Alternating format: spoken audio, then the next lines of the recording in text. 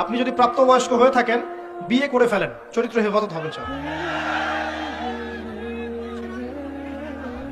বিয়ে দেয় না, আচ্ছা, এটা তো বাবা মার দোষ, এটা বাবা মার দোষ।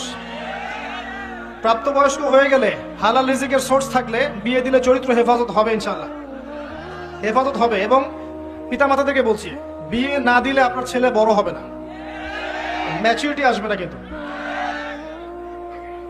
আর আপনারা যারা মনে করছেন এটাই খুব মজার একটা বিষয়, করার পরে বুঝবেন যে লাইফ কাকে বলে। ঠিক আছে, করার পরে বুঝবেন যে জীবন কি জিনিস। মাঝে মাঝে মনে হবে আগেই ভালো ছিলাম।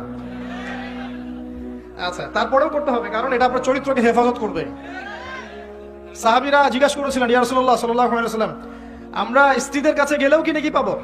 নবীজি বলেছেন, হ্যাঁ, যদি তুমি এই কাজটা অন্যায়ভাবে কারোর সাথে করতে, তোমার কি জেনা হতো না?